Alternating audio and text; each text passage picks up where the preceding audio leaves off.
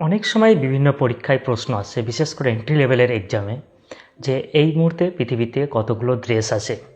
হয়তো উত্তরটা অনেক সময় ছোট লেভেলের পরীক্ষাতে আসলেও এই প্রশ্নের উত্তরটা ইমেন্সলি বড় এবং অনেক কমপ্লেক্সিটি এর মধ্যে আছে।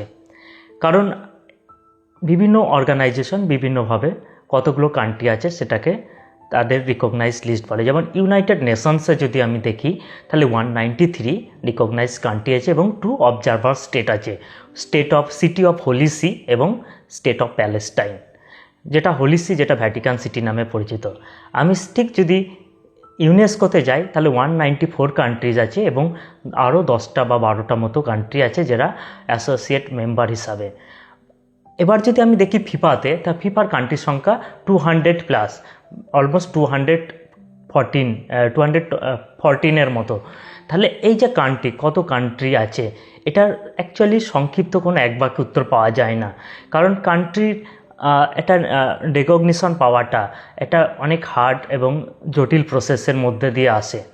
যদি আমি ধরি কান্ট্রির কথা, তো মডার্ন যে স্টেট সিস্টেম যেটা শুরু হয় পিস অফ ওয়েস্টফ্যালিয়া 24 অক্টোবর 1648, টিটি পিস অফ ওয়েস্টফ্যালিয়া, যেটা কম্বিনেশন অফ 2 টিটিস, টিটি অফ অসনারব্রুক, যেটা হোলি রোমান এম্পায়ার এবং সুইডেনের মধ্যে ঘটে, এবং টিটি অফ মানস্টার, যেটা হোলি রোমান এম্পায়ার এবং ফ্রান্সের মধ্যে ঘটে।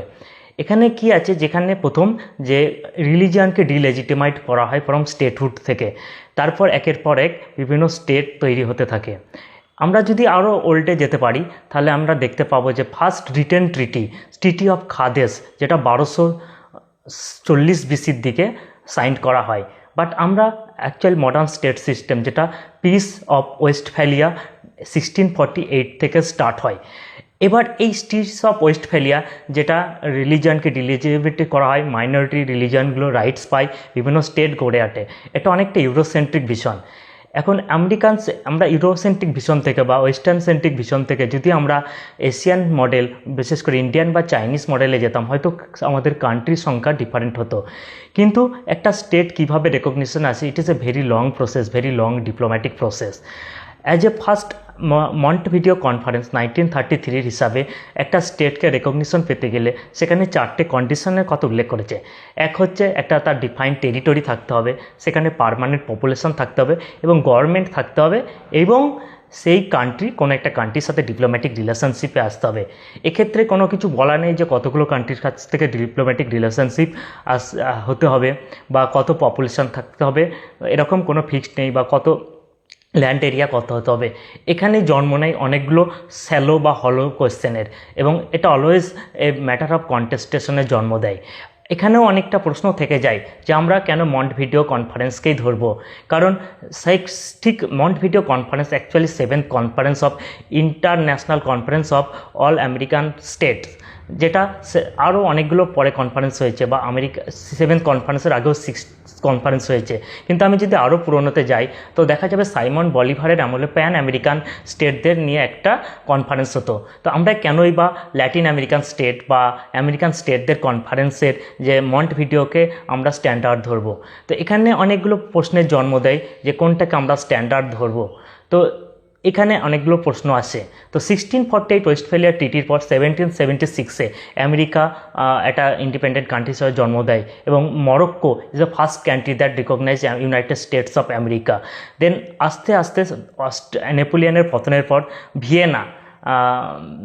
ভিয়েনা কনফারেন্স, যেখানে মিউচুয়াল রেকগনিশনের কথা বলা হয়। তাহলে একটা স্টেট রেকগনিশন পেতে গেলে আরেকটা স্টেটের রেকগনিশন দরকার।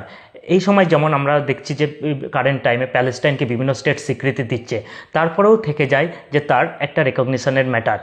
রেকগনিশন বলতে গেলে আমরা দেখি যে ইউনাইটেড নেশন জেনারেল অ্যাসেম্বলি ছাড়া ইউনাইটেড সিকিউরিটি কাউন্সিল, যেখানে 10টা নন পার্মানেন্ট মেম্বার এবং 5টা পার্মানেন্ট মেম্বার আছে, এবং 5টা পার্মানেন্ট মেম্বারের মধ্যে ভেটো পাওয়ার আছে। তো কোনো একটা কান্ট্রি যদি ভেটো অ্যাপ্লাই করে দেয় কোনো একটা কান্ট্রি রেকগনিশনের এগেনস্টে, তাহলে সেই কান্ট্রিটা স্টেটহুড পাবে না।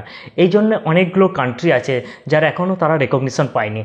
যেমন তাইওয়ান, যেমন প্যালেস্টাইন আছে, যেমন আবকাজিয়া আছে, যেমন ক্যাটালোনিয়া আছে, যেমন সোমালিল্যান্ড আছে।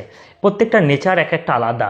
প্রত্যেকে সোমালিল্যান্ডে যেমন সেপারেট কারেন্সি, সেপারেট ভিসা, অনেক কিছু আছে, বাট স্টেট নয়। ঠিক simultaneously Taiwan very developed country, it has democracy, it has very large military power, it is very advance country, but still not a state, it is just republic of China হিসাবেই এটাকে লেখা থাকে।